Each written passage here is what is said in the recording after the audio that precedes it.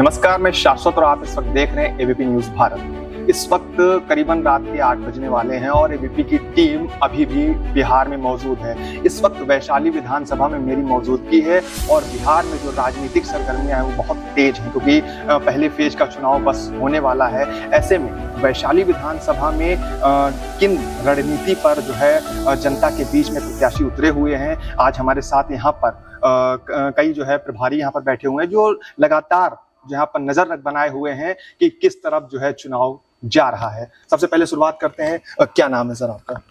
मेरा नाम है डॉक्टर आरपी गौतम। मैं एआईसीसी पर्यवेक्षक हूँ वैशाली का, एससी डिपार्टमेंट की ओर से। और हम लोग यहाँ पिछले 3 दिनों से आए हुए हैं और लगभग यहाँ के अपने अलग अलग इलाकों में, पिछड़ी जातियों में और दलित जातियों में, खास करके महादलित जातियों में, उन सब में भी हम लोगों ने जो बातचीत की, जो रुझान देखा है, वह हमारे प्रत्याशी, कांग्रेस के प्रत्याशी संजीव जी को जिता रहा है।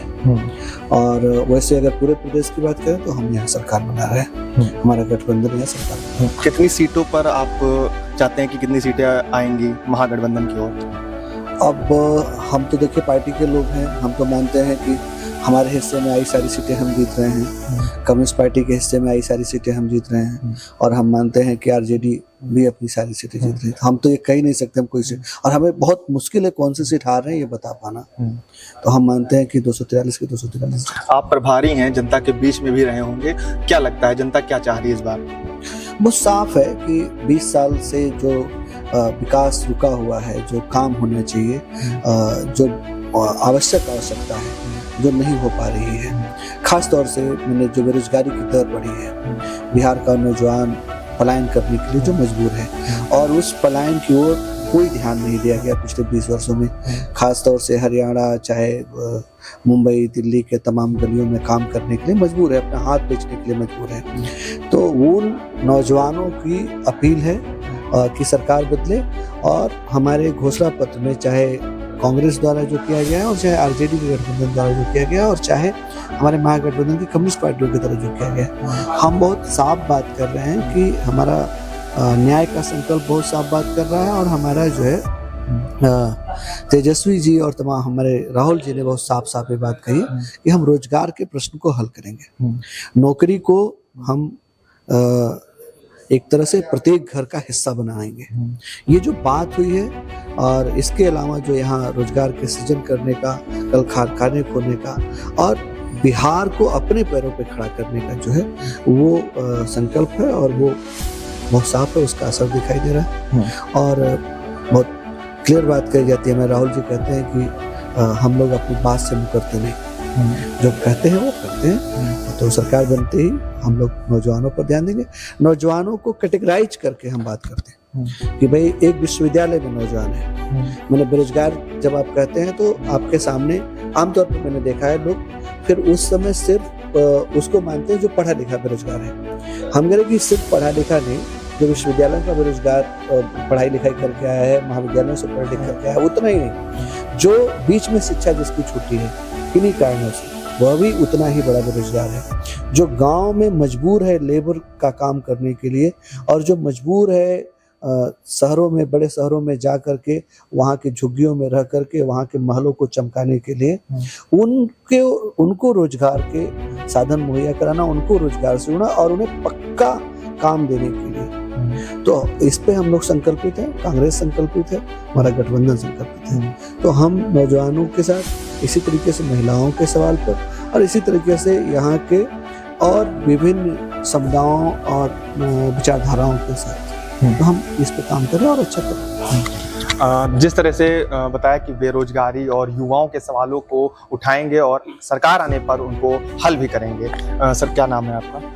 मेरा नाम काशिफ यूनुस है, मैं कांग्रेस से हूँ, बिहार कांग्रेस प्रवक्ता। देखिए, इस वक्त वैशाली के में आप जानते हैं कि इंजीनियर संजीव सिंह हमारे युवा प्रत्याशी हैं कांग्रेस के, और जो रोजगार का सवाल है, शिक्षा का सवाल है, जैसा कि डॉक्टर आरपी गौतम ने भी आपको बताया, उन सवालों को हल करने के लिए भी युवा प्रतिनिधित्व का होना जरूरी है। इसलिए बिहार की असेंबली में युवाओं का भी प्रतिनिधित्व हो, इसका खास ख्याल इंडिया गठबंधन ने भी और कांग्रेस पार्टी में ने भी रखा है।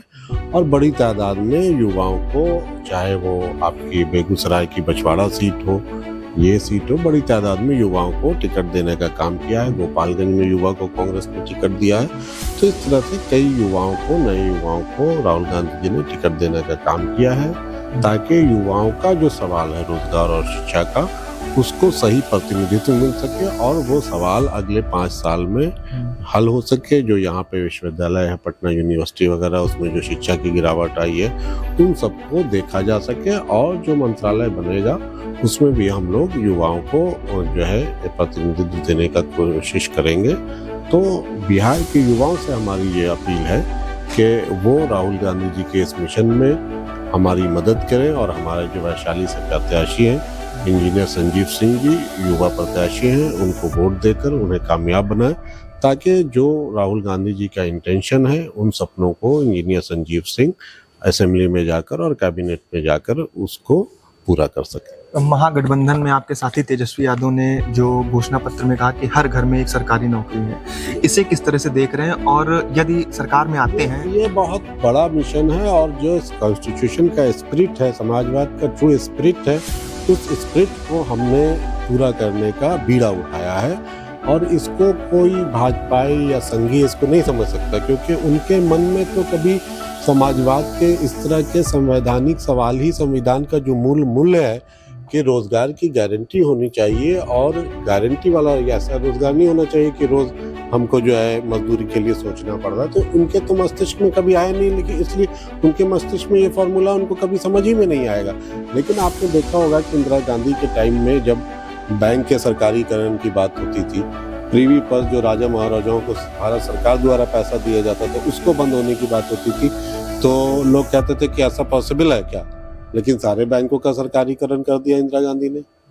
और नेहरू पे जिस तरह के ये लोग इल्ज़ाम लगाते हैं, कभी कहते हैं कि मुसलमान थे, कभी कहते हैं पाकिस्तानी थे, कभी कुछ इस तरह के, उसी नेहरू की बेटी ने जो है पाकिस्तान के सवाल पे और बांग्लादेश जो बना और सारा जो फेनोमेना हुआ आपने देखा। तो ये जो सरकारी नौकरी देने का सवाल है, जाहिर सी बात है कि आज जो सारा प्राइवेटाइजेशन हो रहा है, जितने ठेके हैं सरकार के भी, वो प्राइवेट ठेकेदार कर रहे हैं। अगर उन सबका हम सरकारीकरण करेंगे तो जाहिर सी बात है कि जितनी वैकेंसी सरकार में मौजूद है इस टाइम, सिर्फ वो वैकेंसी नहीं रहेगी, बल्कि हजारों लाखों करोड़ों की तादाद में नई वैकेंसीज का सृजन होगा। तो उस सृजन से फिर हम हर घर में रोजगार देने की पोजीशन में आ जाएंगे। हमने ये नहीं कहा है कि हम 6 महीने में दे देंगे या साल भर में दे देंगे, हो सकता है इसको करने में पूरा 5 साल लग जाए।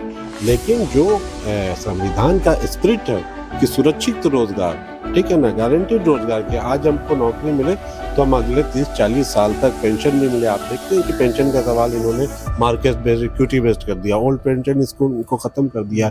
तो इस तरह की जो सामाजिक सुरक्षा है, जब तक वो सामाजिक सुरक्षा हम नहीं दे पाएंगे, तो जो हमारा संविधान कहता है कि सोशलिस्ट स्टेट है, हम क्या सोशलिस्ट स्टेट और प्रोग्रेसिव स्टेट बन पाएंगे? तो वो जो स्पिरिट है, उस स्पिरिट को आज हम 70-75 साल बाद भी अगर लागू करने की बात नहीं करेंगे और उसके लिए प्रयासरत नहीं रहेंगे तो कैसे होगा? और माननीय तेजस्वी यादव जी ने, इंडिया गठबंधन ने कहा है कि सरकारी रोजगार दिया जाएगा हर परिवार में, और उसके दिन के लिए जो भी प्रयास है वो किए जाएंगे। क्या दुनिया में ऐसा कोई भी देश नहीं है जहाँ हर घर में सरकारी रोजगार वाला एक आदमी रहता हो? बहुत सारे देशों में है, तो हम भी उसको करेंगे, इसमें कोई ऐसी बात नहीं है और कोई अतिशयोक्ति नहीं है। उसका पूरा प्लान है हमारे पास, वो हम करेंगे। बिहार में आप रहते हैं और साल के 365 दिन आपकी बिहार पर नजर रहती है, तो बिहार के विकास को किस तरह से देखते हैं? क्या कुछ विकास हुआ है या नहीं हुआ है? जरा उस पर बात करते हैं। देखिए, विकास तो एक निरंतर प्रक्रिया है, लेकिन तुलना जब आप करते हैं तो इस बात से करते हैं कि 5 साल में कितना विकास होना चाहिए, या 20 साल से नीतीश कुमार मुख्यमंत्री 20 साल में कितना विकास होना चाहिए था। तो 20 साल में जो विकास होना चाहिए था तुलनात्मक, अगर उसका 10% भी नहीं हुआ तो उसको विकास तो नहीं कहेंगे। अब यह है कि आप यहाँ से चलेंगे 10 किलोमीटर आपको चलना है, तो पैदल भी चलेंगे तो 1-2 किलोमीटर पहुंच जाएंगे, और गाड़ी से भी चलेंगे तो 4-5 किलोमीटर चले जाएंगे, हेलीकॉप्टर। तो हम स्पीड क्या है, विकास तो कुछ तो थोड़ा बहुत टाइम समय के साथ हो ही जाएगा। तो वैसा कोई विकास नहीं है। क्या बिहार में इंडस्ट्री है, बिहार में रोजगार है, बिहार के बैंक यहाँ के उद्योगपतियों को लोन देते हैं? नहीं देते हैं। तो जब इंडस्ट्री नहीं है, कुछ नहीं है, तो इसको क्या 20 साल बड़ा समय होता है। 14 नवंबर को परिणाम आने वाले हैं। कितनी सीटों के साथ जो है महागठबंधन? देखिए, महागठबंधन कंफर्टेबल मैंडेट के साथ सरकार बना रही है, लेकिन हम अपने वोटरों से अपील करेंगे कि आपने देखा SIR के थ्रू और डिफरेंट चीज़ों के थ्रू जो है डीरेल करने का कोशिश किया गया इलेक्शन को, तो पूरी मजबूती से बूथ पे जाएं और भारी मतों से जो है विजय मनाएं अपने प्रत्याशियों को, ताकि कोई और कसर उसमें ना छोड़े हम अपनी तरफ से, और उनको फायदा उठाने का उसके लिए मौका न दें। आपने SIR का जिक्र किया है। SIR अभी बीच में काफ़ी प्रचलित रहा और काफ़ी जो है बिहार के लोगों के बीच में आया। बीच में राहुल गांधी थोड़ा सा जो है कहीं किसी कामवर्श या किसी कहीं पे जो है नहीं दिखे हैं। कितना प्रभाव डालेगा SIR बिहार के चुनाव में? सबसे पहले परिचय अपना दे दीजिए। मैं all India Congress committee Delhi से मेरे को वैशाली के लिए प्रभारी बनाकर भेजा है। अच्छा। और इससे पहले मैं वर्किंग चेयरमैन स्टेट ऐसे डिपार्टमेंट का राजस्थान से हूँ।